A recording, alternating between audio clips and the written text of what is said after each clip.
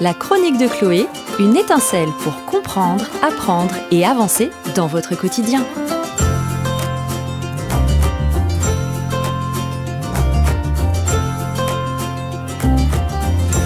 Bonjour à toutes et à tous, je suis ravie de vous retrouver aujourd'hui dans notre émission dédiée à l'éducation, aux apprentissages et à l'accompagnement. Je me présente, je suis Chloé et vous allez me retrouver cette année toutes les semaines dans les chroniques de Chloé. Des chroniques qui sont dédiées à trouver des solutions, à avancer dans votre quotidien. Je suis orthopédagogue, docteur en sciences de l'éducation et j'ai ouvert un espace pluridisciplinaire à Annecy, un espace où tout le monde se retrouve, quel que soit son âge, quelles que soient ses problématiques. Et j'ai à cœur justement de rencontrer des personnes au quotidien. J'aurai aussi à cœur d'interviewer de nombreux invités au cours de cette émission afin de vous apporter une béquille, des astuces dans votre quotidien. Comment accompagner vos enfants, comment faire face à une addiction, comment trouver des activités pour occuper vos bambins, tant d'activités, tant de thématiques que nous allons aborder au cours de cette année. Aujourd'hui, nous démarrons très fort. Au vu de la période, nous allons aborder justement une thématique qui fait beaucoup parler, la rentrée scolaire. Alors, je vous pose la question, est-ce que c'est un moment que vous attendez avec impatience? Est-ce que c'est un moment que vous redoutez un peu, secrètement? Eh bien, pour certains, la rentrée, c'est retrouver les copains, c'est retrouver de nouveaux projets ou bien une routine rassurante. Pour d'autres, c'est une source de stress. La peur de l'inconnu, les nouvelles règles, les attentes scolaires. Et c'est normal parce que la rentrée, ce n'est pas juste un jour de plus dans l'année, c'est vraiment un tournant. Et c'est ce que nous allons aborder aujourd'hui. Nous allons donc décortiquer ensemble les enjeux de la rentrée scolaire. Pourquoi elle génère autant de stress chez les élèves et cela à tout âge. Et puis on verra aussi comment nous pouvons aider les enfants à s'adapter avec des conseils très concrets, y compris pour les enfants à besoins spécifiques. Chaque rentrée scolaire, c'est une bascule, un nouveau départ et de nouveaux défis. Concrètement, pour un enfant ou un ado, ça peut vouloir dire que on va changer d'enseignant, par exemple, ou bien changer d'équipe éducative. Parfois, on va découvrir un nouvel établissement avec ses codes, ses règles, soit parce que nous déménageons, soit parce que nous changeons de cycle. Passage, par exemple, du CM2 au collège, ou bien de la 3e à la seconde. Ça peut vouloir dire aussi s'intégrer dans un nouveau groupe et se faire accepter. Et surtout, oh oui, surtout être évalué, parfois dès le premier jour avec les fameuses évaluations nationales. Il ne s'agit pas non plus que d'évaluation scolaire. Il y a l'évaluation implicite par les pairs, les enseignants, les adultes. Et ça peut mettre une grosse pression. Petit rappel important, tous les enfants ne vivent pas la rentrée de la même façon. Pour un élève qui a des facilités, la rentrée peut être assez fluide. Mais pour d'autres qui ont connu des difficultés scolaires, des changements familiaux, un harcèlement scolaire l'année dernière, eh bien ça peut être une épreuve. Et d'autant plus pour les enfants à besoins spécifiques.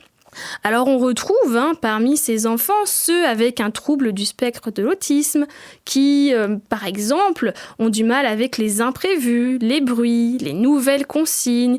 Tout ça peut être déstabilisant. On a aussi, parmi ces enfants, ceux qui sont porteurs de troubles 10, qui vont appréhender les nouvelles exigences en matière de lecture, d'écriture, d'organisation. Est-ce que les aménagements vont être respectés, proposés ? À quelle sauce vont-ils être mangés au cours des devoirs? On a aussi les enfants qui présentent un TDAH, un trouble de l'attention avec hyperactivité, pour qui rester concentré, gérer l'impulsivité est déjà un défi au quotidien. Pour eux, la rentrée, c'est double dose de stress. Et puis, il y a les élèves anxieux, hypersensibles, ceux qui camouflent leur peur, mais qui ressentent tout parfois très intensément. Alors concrètement, c'est quoi le stress? Pourquoi et comment ça se manifeste? Le stress, c'est une réponse naturelle face à l'inconnu ou à ce qu'on perçoit comme une menace. Chez l'enfant, ça peut s'exprimer de 1000 façons. Ça peut être des maux de ventre, des nausées le matin, ça peut être des nuits agitées, des réveils nocturnes ou bien une irritabilité, des pleurs, entre guillemets, pour rien. Voilà, j'ai envie de pleurer, je ne sais pas pourquoi j'ai envie de pleurer, mais je sens que là, tout de suite, j'ai besoin de pleurer. Ou à l'inverse, ça peut être un repli sur soi, un enfant qui ne parle plus ou plus beaucoup. Alors, je vous donne un exemple très concret. On a Léa, 7 ans, qui rentre en CE1 et la veille de la rentrée, elle se plaint de maux de ventre. Elle a du mal à s'endormir, elle se réveille plusieurs fois dans la nuit. Le matin, elle dit qu'elle ne veut pas y aller. C'est assez typique du stress de la rentrée. Mais j'ai aussi un autre exemple que l'on rencontre moins, mais qui représente aussi ce stress de la rentrée. Hugo, 11 ans, il entre en 6e, il ne dit rien, mais il est très irritable. Il répond mal, il refuse de préparer son sac. Vraiment, il est dans l'opposition. Eh bien, ça peut également être une forme de stress qui s'exprime par de l'opposition.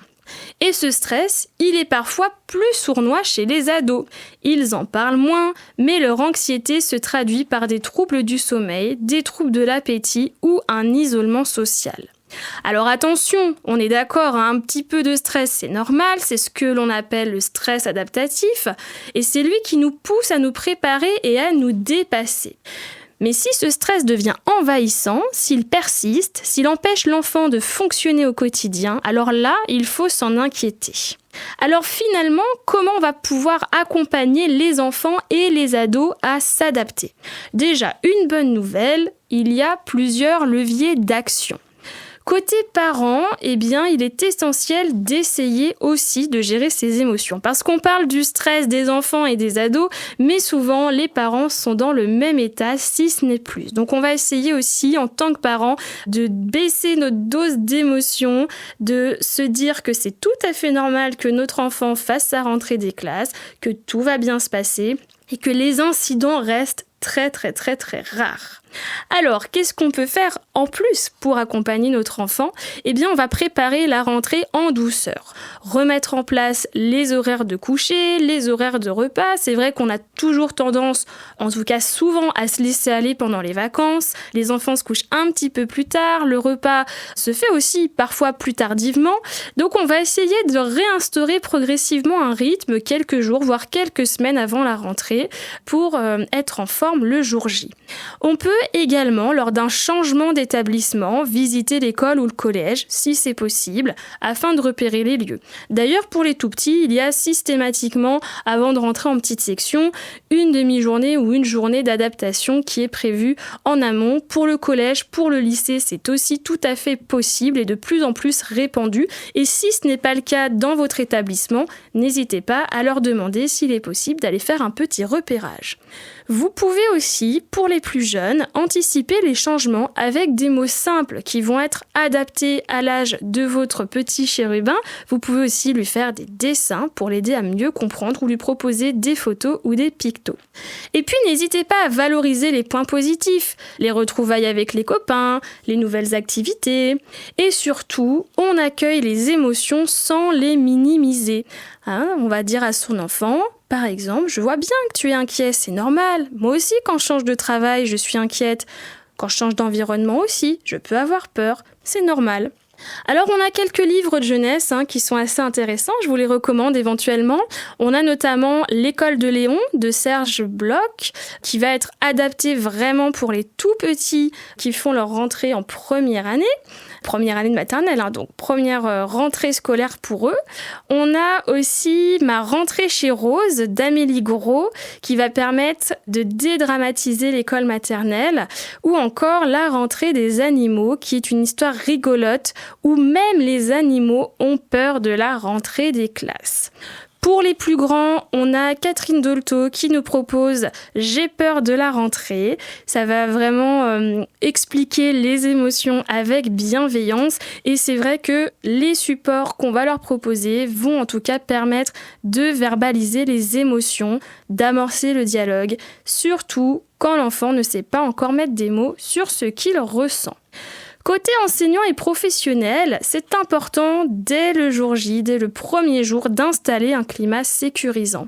C'est important aussi de se présenter de manière accessible et de permettre aux élèves de s'exprimer avec des petits cercles de parole, par exemple, des dessins, des activités de présentation et surtout être vigilant aux signaux faibles. Un enfant qui se sent isolé ou qui montre de l'isolement, qui ne parle pas, qui s'agite beaucoup, va peut-être avoir besoin d'un accompagnement particulier. Pour les élèves à besoins spécifiques, c'est très important de préparer les adaptations pédagogiques dès le départ et j'ai envie de dire même en amont, avant les vacances scolaires. On va pouvoir leur proposer des supports visuels, un emploi du temps en picto par exemple, leur proposer des repères clairs pour vraiment les aider et surtout beaucoup communiquer avec les parents et rassurer justement ce que l'on va mettre en place pour le suivi. Exemple simple, on a un enfant avec TSA, donc trouble du spectre de l'autisme, qui va avoir la possibilité de repérer les lieux avant la rentrée, qui va bénéficier d'un emploi du temps visuel avec des photos des différents lieux qu'il va bien rencontrer sur son chemin, sur sa semaine, et éventuellement on pourra lui proposer une rentrée échelonnée afin d'éviter le brouhaha, cette rentrée avec beaucoup de monde autour de lui qui peut être inquiétante. En résumé, la rentrée, c'est un moment chargé d'émotions. C'est normal, c'est sain, mais il ne faut pas laisser le stress s'installer durablement. Chaque enfant est unique, chaque rentrée se vit différemment et comparer ne sert à rien. Vous allez plutôt encourager, écouter, rassurer et ce sont vraiment les clés pour une rentrée réussie. Et puis rappelez-vous, si le stress devient trop fort, s'il perdure au-delà de quelques semaines, il ne faut pas hésiter à demander de l'aide. Enseignants, psychologues scolaires, orthopédagogues, professionnels de l'enfance, tous sont là pour accompagner les enfants et les adolescents. Je vous souhaite une belle rentrée sereine et pleine de découvertes. Merci de m'avoir écouté et on se retrouve très bientôt pour une prochaine émission dédiée à l'éducation et au bien-être. C'était la chronique de Chloé, une étincelle à retrouver en podcast sur le site radioselnos.com.